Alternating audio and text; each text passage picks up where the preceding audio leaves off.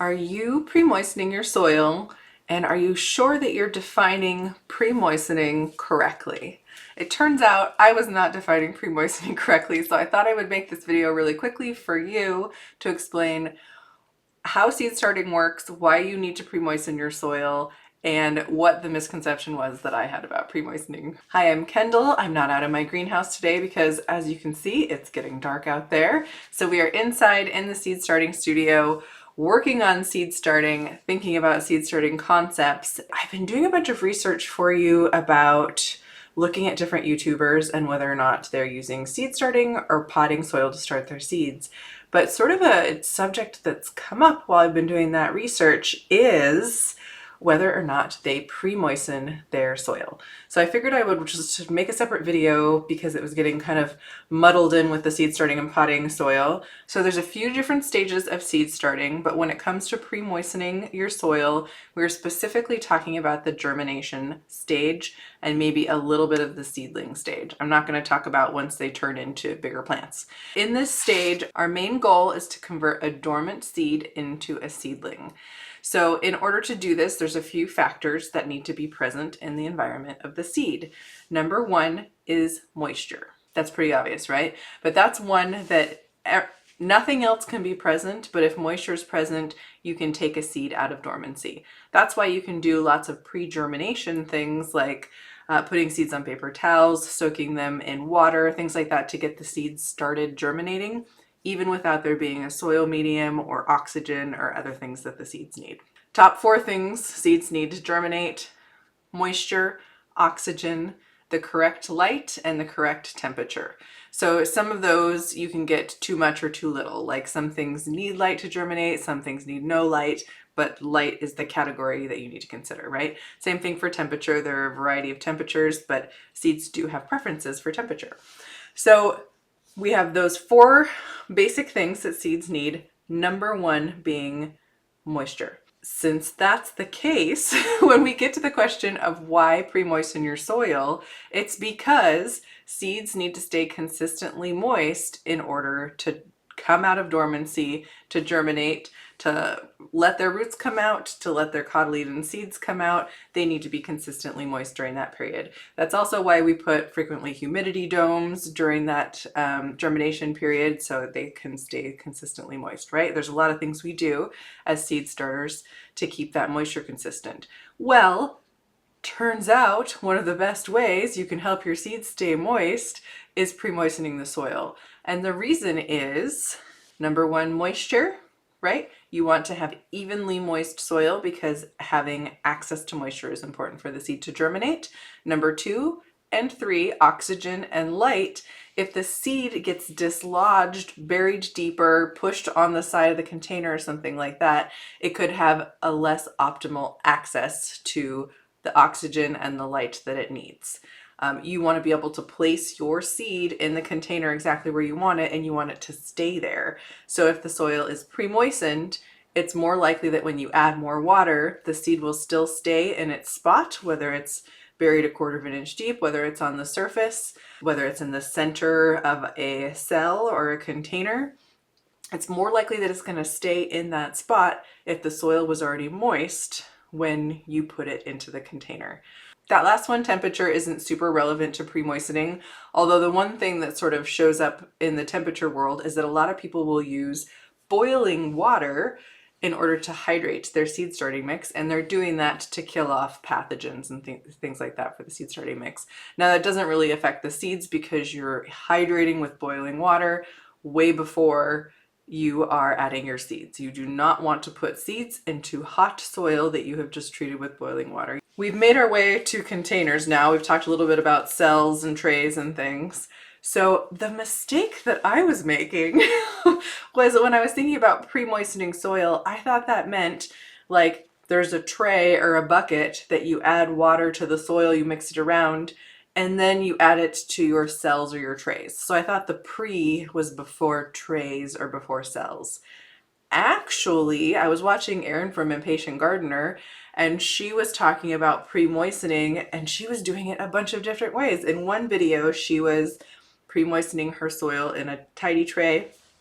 In another video, she was filling the cells, seed starting cells up with dry soil and then moistening it either from the bottom or from the top. And I was like, she's using the same word every time calling this pre-moistening. And finally she said, before adding seeds. And that's where I was like, oh, the pre-moistening is pre-seed. It's not pre-seed starting container. So I know that's like a little detail, but I think that the important thing is here, we are focusing on the seed and we're not focusing on the container. You can start seeds in a bunch of different ways using a bunch of different containers, but the importance is that the soil is moist before the seed comes in contact with it. It doesn't matter whether or not the soil is moist before you put it in the container, except that some containers may make it harder to get even moisture distribution, and that's when you should consider pre-moistening before you put it in the container.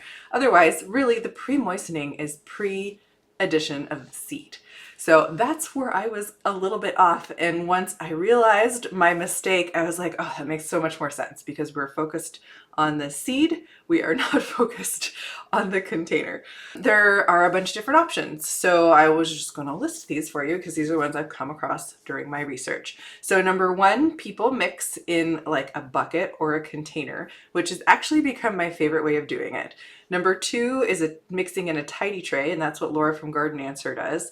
And that is messy to me. It kind of doesn't have as many sides to it. The soil can get everywhere. And when I have leftover wet soil, I don't want to just like leave it sitting in the tidy tray because then it's just a happy home for gnats or gnat eggs because it's just this sitting moist soil. So I've been moistening my soil in a container that has a lid, and that's working way better. And then I can move some of that pre-moistened soil onto a work surface if I want to use it. So container, especially container with a lid, is number one. Number two is mixing it in a tidy tray. That's pretty common. Number three is adding it to your tray, your cell tray, whatever it is that you're going to be planting the seeds actually into. So the main challenge with this way is getting even moisture distribution. I've seen people, Debbie from Garden Style fills up all of her modules with soil, and then she goes over to the sink and uses her sink sprayer, probably with warm water, and really, really well hydrates all of those cells until they start draining from the bottom. And that seems to be a common practice.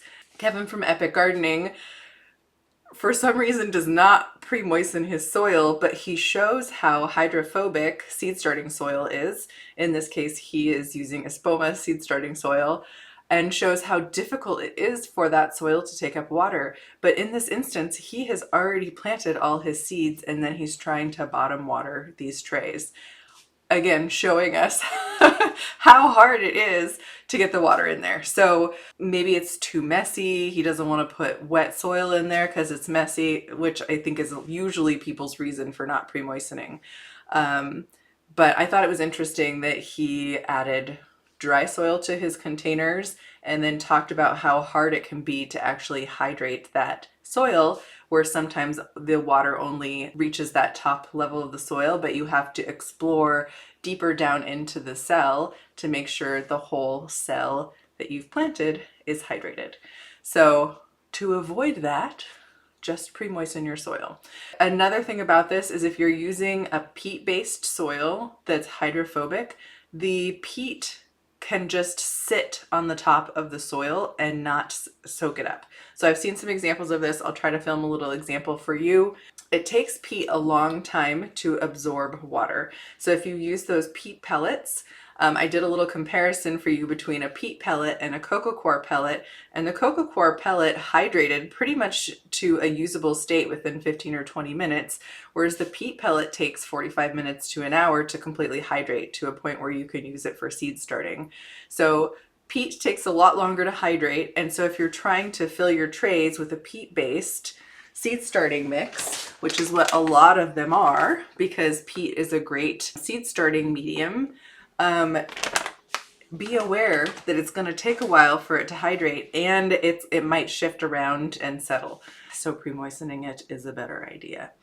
Now, I'm not a huge fan of having to do things in multiple steps or do something and then walk away and come back and do it again. So I understand that pre-moistening is a pain and that you might not want to do it. So if you're somebody who needs to pre-moisten your soil pretty quickly and be able to use it right away, I would consider using coconut coir instead of peat because it hydrates faster. So you'll have to let me know in the comments how you were thinking about pre-moistening. Were you thinking about pre-container, or were you thinking about pre-adding the seed? I'll see if maybe I was the only one thinking about it the wrong way.